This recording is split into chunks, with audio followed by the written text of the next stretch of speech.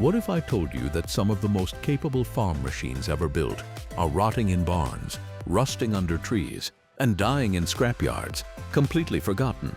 Massey Ferguson built tractors that ran on V8 Caterpillar engines, broke British engineering records, and literally worked for the United States Navy. Machines that could pull, push, articulate, and outlast almost anything on the market. 10 of them, all but a Number 1. The Massey Ferguson 4900. If there is one tractor that deserves to sit at the very top of this list, it is the Massey Ferguson 4900, a machine so massive, so powerful, and so expensive that it represented the absolute peak of Massey Ferguson's engineering ambitions. Introduced in 1980, the MF 4900 was built for one purpose: handling enormous acreages that smaller tractors simply couldn't manage efficiently. At a time when most farm tractors produced well under 200 horsepower, the 4900 arrived with an astonishing 375 to 380 horsepower. That figure placed it among the most powerful production tractors available anywhere in the world. Power came from a massive turbocharged Cummins VT903 V8 diesel engine displacing nearly 15 liters. This was not an engine borrowed from ordinary agricultural equipment.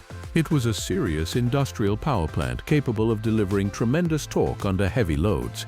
Combined with Massey's articulated four-wheel drive chassis, the tractor could pull huge tillage equipment across vast fields while maintaining traction that conventional tractors simply couldn't match. The 4900 was also one of the most expensive tractors farmers could buy, with a price tag exceeding $100,000 when new. Purchasing one was a major investment. Adjusted for inflation, that cost would equal several $100,000 today. Only large farming operations could realistically justify owning such a machine. What makes the MF 4900 so fascinating today is how few remain. These tractors worked hard for a living. They spent decades pulling massive implements across thousands of acres, and many were eventually dismantled when repair costs became overwhelming. The powerful Cummins V8 that made the tractor famous was also expensive to rebuild, causing many owners to retire them permanently. Yet, whenever a surviving 4900 appears at a tractor show, it immediately draws a crowd. Its sheer size is enough to stop people in their tracks. Even experienced collectors are often surprised by just how enormous the machine really is. The MF 4900 wasn't just another tractor. It was Massey Ferguson's ultimate statement, proof that the company could compete with anyone in the race for horsepower. It represents the moment when Massey stopped following industry trends and started challenging the biggest machines on Earth. And that's why the MF 4900 isn't just forgotten history. It's the most powerful legend Massey Ferguson ever built. Number 2.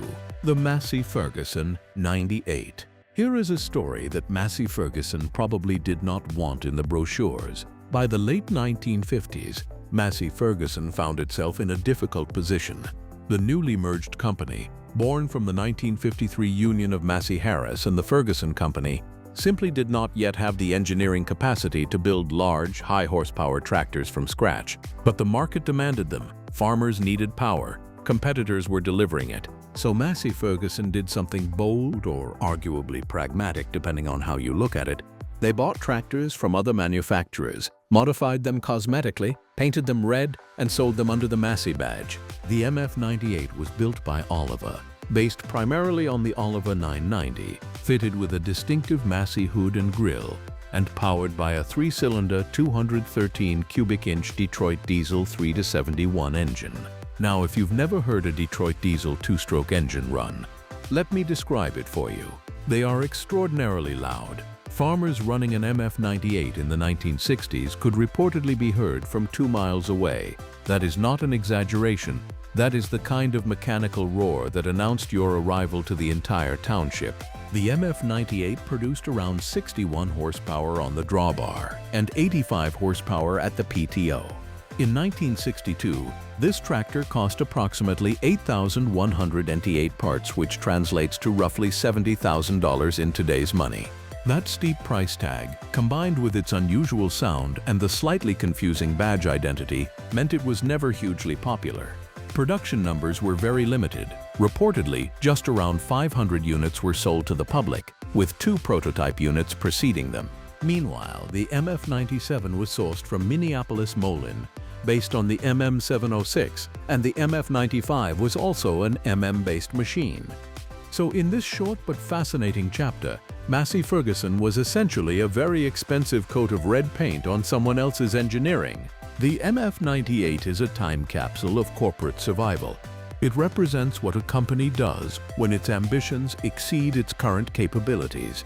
And the few that survive today are among the most unique, most conversation-starting tractors you will ever see at a show. Number 3. The Ferguson TE20 variants. Before there was Massey Ferguson, there was simply Ferguson.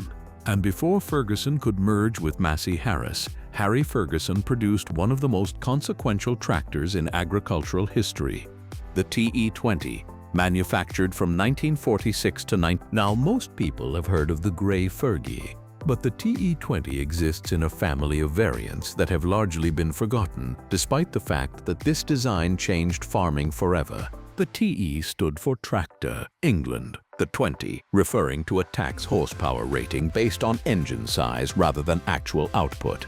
What made the TE20 revolutionary was not its horsepower, it was modest by any standard.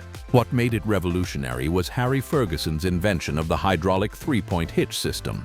This single engineering achievement standardized tractor implement attachment worldwide.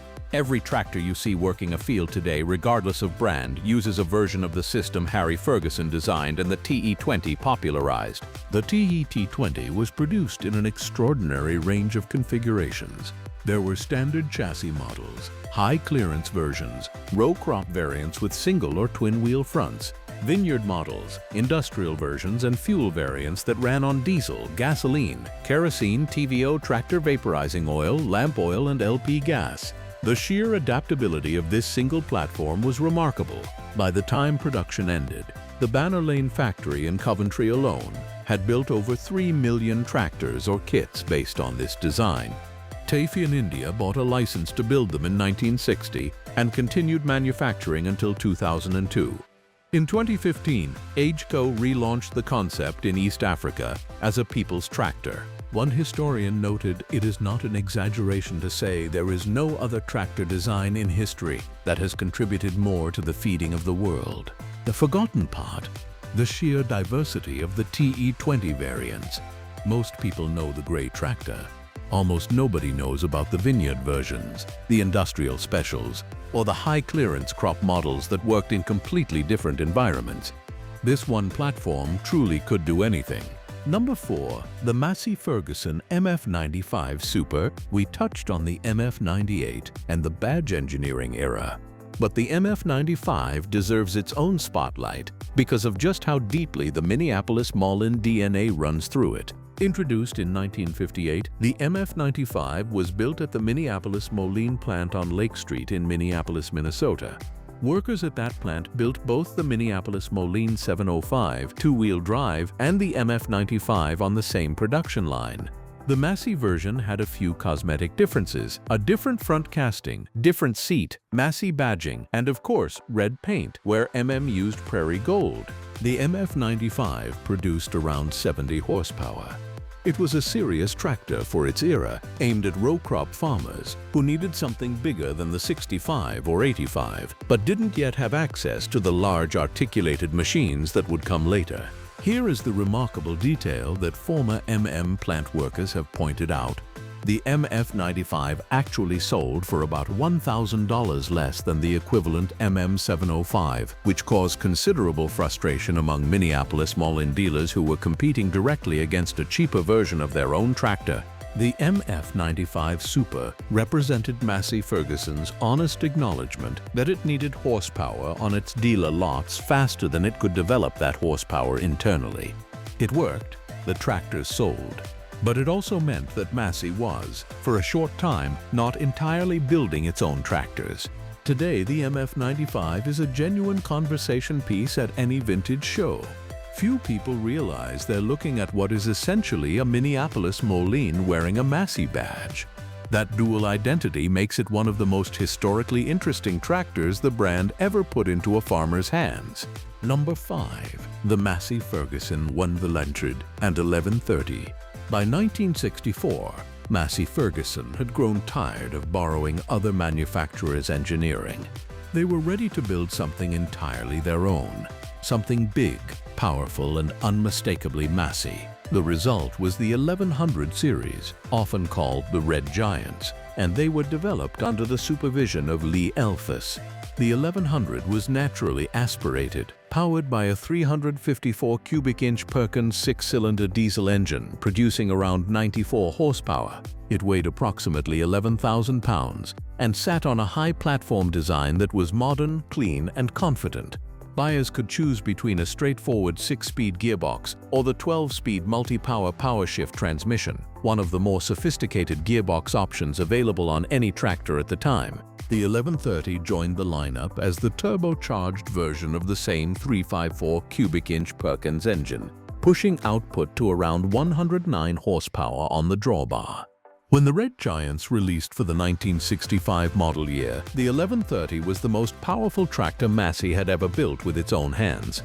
This was a seismic moment for the brand. Before 1964, Massey's big tractors were, as we've discussed, repainted versions of Oliver and machines.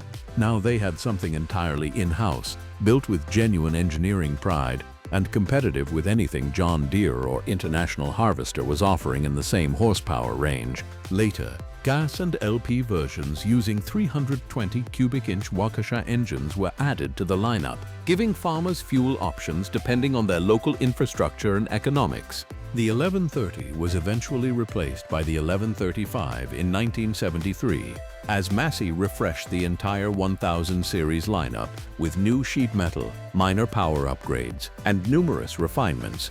But the original 1100-130 era machines, with their clean, balanced proportions, remain some of the best-looking and most capable tractors Massey ever produced, period. Number 6. The Massey Ferguson 1150. While the 1100 and 1130 were making headlines for the Perkins 6, Massey Ferguson quietly dropped a bomb into the lineup in The MF 1150 arrived powered by a V8 engine, and it was unlike anything the brand had offered before. The 1150 used a Perkins V8 510 engine, an 8.4-liter 510 cubic inch V8 diesel, producing approximately 120 horsepower. It was a large, muscular machine designed for the heavy fieldwork that 6-cylinder tractors were beginning to struggle to address efficiently. What makes the 1150 doubly interesting is its rarity and its dramatic contrast with how it ended up being treated.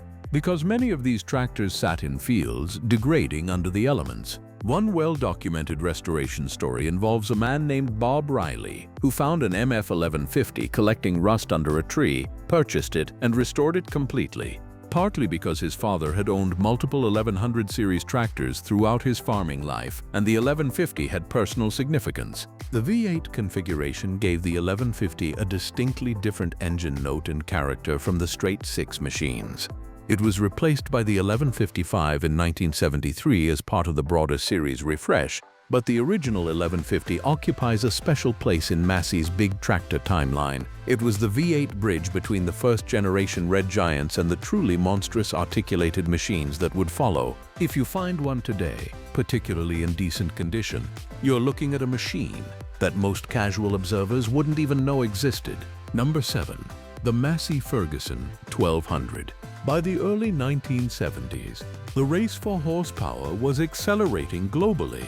American manufacturers like Steiger were building massive articulated four-wheel drive machines, offering 170 to nearly 300 horsepower.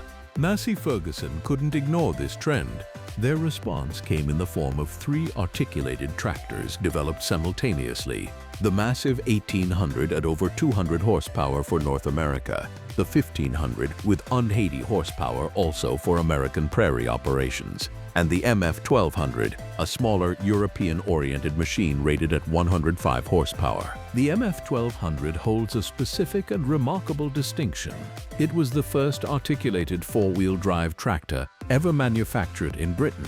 It was built not at the famous Banner Lane factory in Coventry, but at Massey Ferguson's industrial machinery plant in Manchester, and it entered production in 1972 after being previewed in late 90s. Its roots traced back to the DX design project. initiated as early as 1961, a long-running development effort that had also produced the successful standard DX range of tractors launched in 1965. The 1200 was powered by a Perkins A6.354, a 5.8-liter, six-cylinder diesel engine, producing 105 horsepower. The axles were sourced from the MF-178, a tractor of 73 horsepower. The operating weight was just over 5 tons. With 12 forward and 4 reverse gears through the multi-power transmission, it was a well-equipped, sophisticated machine. The articulated design offered real advantages in field conditions. Because of the way weight was distributed, roughly 65% front, 35% rear, the 1200 kept its wheels out of the furrow during cultivation, which was a significant benefit that conventional four-wheel drive machines couldn't match in the same way. Yet the 1200 was perhaps too radical a concept for European farmers of the early 1970s. The culture shock of a fully articulated machine was significant for people accustomed to conventional tractor design. It was produced until 1979, when it was superseded by the MF-1250. Today it is celebrated as an icon, collected, restored, and exhibited at shows across the United Kingdom. The 50th anniversary of the MF-1200 was celebrated at the Newark Vintage Tractor and Heritage Show in 20, but for most of the decades between its discontinuation and that celebration, it was simply forgotten. Number 8. The Massey Ferguson 1500 and 1800. While Europe got the 105 horsepower MF-1200, North American farmers got something dramatically more savage. The MF-1500 and MF-1800 were built at Des Moines, Iowa, and they were powered not by Perkins diesels, but by V8 Caterpillar engines. The 1500 used a Caterpillar 315 V8, producing around 150 to 180 horsepower depending on the specification. The 1800 used the larger Caterpillar 3160 V8, a 10.4-liter engine, producing over 200 horsepower, and both machines weighed nearly 8 tons. These were monsters by any early 1970s standard. The articulated chassis, the same design concept shared with the 1200, but scaled massively upward, gave them the traction needed to work the vast prairies of the American and Canadian grain belt effectively. In 1975, upgraded versions arrived. The MF-1505 with a Caterpillar 3208 V8 at 17.2 horsepower and the MF-1805 at 192 horsepower with the same engine family. These updates added features like adjustable tread widths and an optional rear PTO that the original 1500 and 8. What makes the 1500 and 1800 so frequently overlooked is that they existed at the exact moment when articulated big tractors were transitioning from novelty to necessity on large grain operations. Companies like Steiger were getting the press. John Deere was entering the big articulated market. Massey's American giants were quietly working enormous acreages, doing everything asked of them, and then gradually being replaced by the next generation of machines. Very few survive in restorable condition today.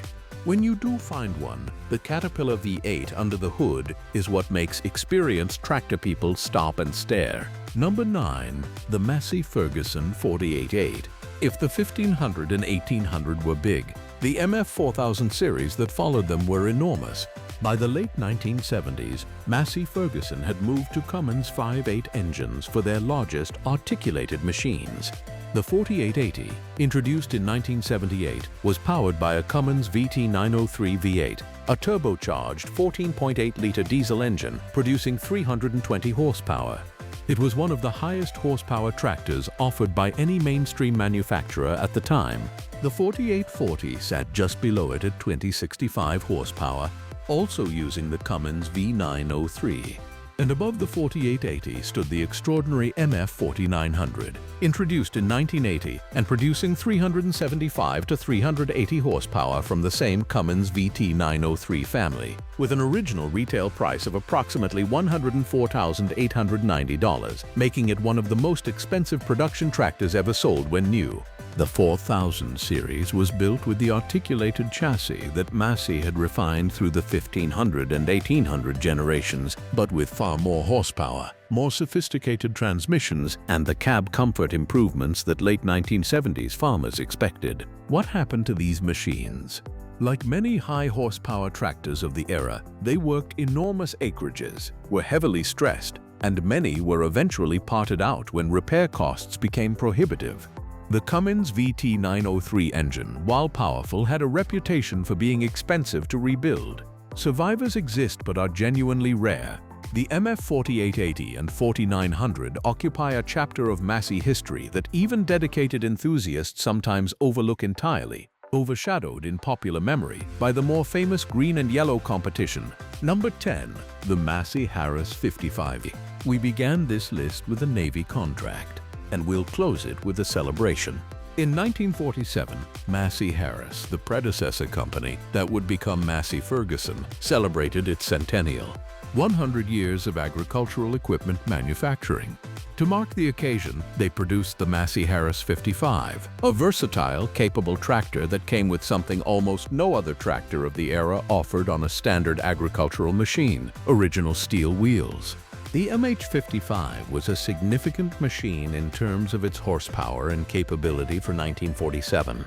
It was not a small, light utility tractor. It was a full-size, row-crop-capable machine designed to handle serious field work across a wide range of applications: plowing, planting, cultivation, and belt work. The steel wheels that came on some versions of the 55 were already becoming rare on new tractors by the late 1940s, as rubber pneumatic tires had become the standard. A 55 on original steel wheels today is one of the most uncommon sights at any vintage show. One documented example belongs to a farmer and collector named Damon Armstrong, who continues to use his Massey-Harris I-330, equipped with those original steel wheels, alongside modern machinery in actual farming operations. The fact that a tractor from 1947 is still working decades into the 21st century tells you everything you need to know about how solidly built these centennial-era Massey-Harris machines were. The MH-55 bridges the gap between the Massey-Harris era and the modern Massey-Ferguson era in the most literal sense. It was built 3 years after the end of World War II, 6 years before the Massey-Harris and Ferguson merger, and it represents the old company at full stride, confident, capable, and unafraid of hard work. If you know where one of these machines is sitting, in a barn, behind a tree line, in a field corner slowly disappearing into the grass, think twice before walking past it. You might be looking at a piece of history that the books barely mention. Massey Ferguson built tractors that could do anything. It's time we remembered which ones they were.